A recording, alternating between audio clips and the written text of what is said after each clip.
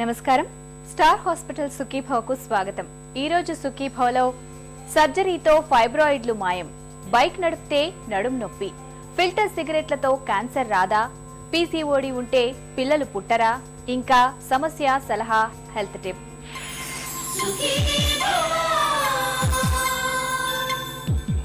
గర్భాశయంలో చిన్న చిన్న కణుతులు మొదలుకొని పెద్ద పెద్ద గడ్డలు పెరగడం అనేది మనం చాలా మందిలో చూస్తుంటాం.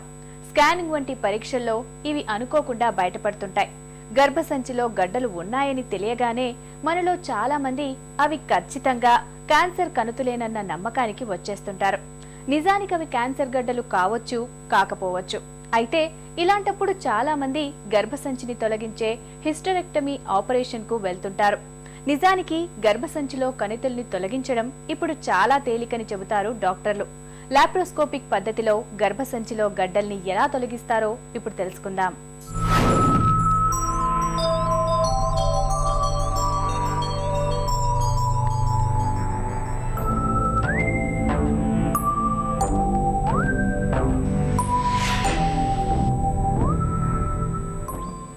గర్భసంచిలో గడ్డలు అనేవి చిన్న బఠానీ గింజంత సైజు నుంచి కొన్ని కేజీల బరువు ఉండే పుచ్చకాయంత పరిమాణం వరకు కూడా ఉండొచ్చు.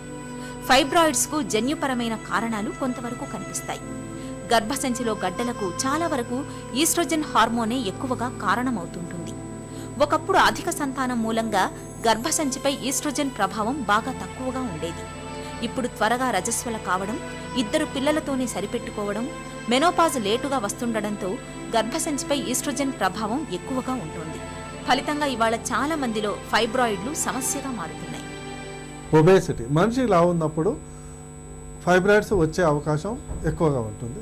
రెండు, లేట్ చిల్డ్రన్ అంటే ప్రెగ్నెన్సీ టైంలో కాకుండా లేట్ మ్యారేజెస్, లేట్ చిల్డ్రన్ అయినప్పుడు కూడా ప్రెగ్నెన్సీ రాకుండా వీరిగా ఓరల్ కాంట్రాసెప్టివ్ వాడినప్పుడు కూడా ఫైబ్రాయిడ్స్ ఎక్కువ వచ్చే అవకాశం ఉంటుంది. థర్డ్, ఈ మోడ్రన్ డైట్ కూడా ఏదైతే ఉందో, హై ఫ్యాట్ డైట్ ఏదైతే కన్జ్యూమ్ ఈ మధ్య ఫాస్ట్ ఫుడ్ అవుతుందో అట్లాంటప్పుడు కూడా ఫైబ్రాయిడ్స్ అధికంగా రావడానికి వన్ ఆఫ్ ద రీజన్ అని మనం చెప్పుకోవచ్చు. మూత్రం సంచి మీద ప్రెషర్ పడి ఫ్రీక్వెంట్గా యూరిన్ రావటం, బ్యాక్ ఏక్ రావటం, ఇంకా స్పెసిఫిక్ ఏంటంటే పెయిన్ రావటం, స్పెషల్లీ మెన్సెస్ అయినప్పుడు పెయిన్ రావటం. ఇంకోటి, ఈ ఫైబ్రాయిడ్స్ వల్ల ఇన్ఫర్టిలిటీ కూడా కలుగుతుంది. చాలా వరకు ఫైబ్రాయిడ్స్ స్లో గ్రోయింగ్ చేపట్టి ప్రత్యేకించి అవి క్రిటికల్ పొజిషన్ కానీ క్రిటికల్ సైజులు వెళ్ళినప్పుడు, చిన్న ఫైబ్రాయిడ్ ఉన్నప్పుడు మనం ఇగ్నోర్ చేయొచ్చండి.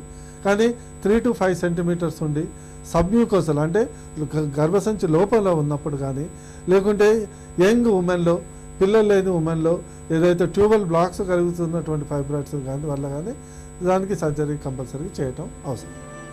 గర్భసంచిలో గడ్డలు చిన్నగా ఉన్నప్పుడు వాటితో పెద్దగా బాధలేమీ ఉండవు. అసలు గడ్డలు ఉన్నట్లు చాలా మందికి తెలియదు కూడా.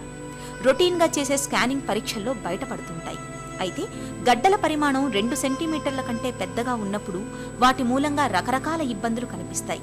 ముఖ్యంగా నెలసరిలో అధిక ఋతుస్రావం కనిపిస్తుంది. దీంతో రక్తహీనత సమస్యగా మారుతుంది. పొత్తి కడుపులో నొప్పితో పాటు లోపల ఏదో పెద్ద రాయి ఉన్నట్టుగా ఉంటుంది. నడుము లాగేయడం, తరచూ మూత్రానికి వెళ్లాల్సి రావడం, మలబద్ధకం వంటి ఇబ్బందులు వచ్చి పడతాయి. ఫైబ్రాయిడ్స్ అనేది ఇప్పుడు స్పెషల్ ఏంటంటే 2 రకాలు ఉంటుందండి. ఒకటి, దీన్ని ఓపెన్ సర్జరీ, లాప్రోస్కోపిక్ ఉంటుంది. ఓపెన్ సర్జరీలో అంటే ట్రెడిషనల్గా ఉదర భాగాన్ని కట్ చేసేసి చేయటం జరుగుతుంది. ఫైబ్రాయిడ్స్ని గర్భసంచి నుంచి తొలగించేసి దాన్ని మళ్ళీ నీట్గా సూచన చేయడం జరుగుతుంది. కానీ ముఖ్యంగా ఏంటంటే చిన్న వయసులు, పిల్లలు లేని యువతలకు, పెళ్లి కాని యువతలకు ఫైబ్రాయిడ్స్ ఓపెన్ చేయటం వల్ల ఏంటంటే ఎడిషన్స్ ఫామ్ కావటం కానీ, అలాంటివి ఎడిషన్స్ ఫామ్ అయినప్పుడు మళ్ళీ ఇన్ఫర్టిలిటీ రావటం కానీ జరుగుతూ ఉంటుంది. అందుకొరకు లాప్రోస్కోపీకి ఈ మధ్య చాలా ఆదరణ పొందినటువంటి ప్రొసీజర్. కానీ లాప్రోస్కోపిక్ అనేది చాలా టెక్నికల్లీ సౌండ్ ఎక్స్పీరియన్స్ సర్జన్ చేసినప్పుడు రిజల్ట్స్ బాగుంటుంది. అలాంటప్పుడు ఏంటంటే లాప్రోస్కోపీ ద్వారా ఎంత పెద్ద ఫైబ్రాయిడ్ అన్న మనం లాప్రోస్కోపీ ద్వారా చేయడం జరుగుతుంది. అయితే చాలామందికి ఒక క్వశ్చన్ వస్తుంది, ఒక క్రికెట్ బాల్ సైజు, ఓ ఫుట్బాల్ సైజు, లేకుంటే చాలా పెద్ద ఫైబ్రాయిడ్స్ని ఓ చిన్న రంధ్రం నుంచి ఎలా తీస్తారని సాధారణంగా చాలామందికి ఒక డౌట్ వస్తూ ఉంటుంది.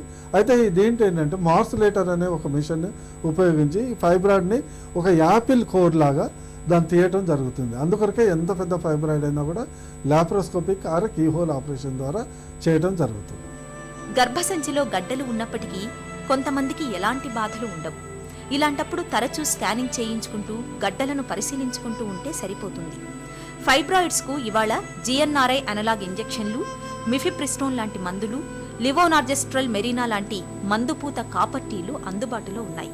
ఇటీవల యుటెరిన్ ఆర్టరీ ఎంబలైజేషన్ అనే ఒక కొత్త పద్ధతి కూడా అందుబాటులోకి వచ్చింది. ఈ పద్ధతిలో ఫైబ్రాయిడ్కు రక్త సరఫరా చేస్తున్న రక్తనాళాల్ని మూసివేస్తారు. దీంతో గడ్డ చిన్నగా కుచించుకుపోతుంది.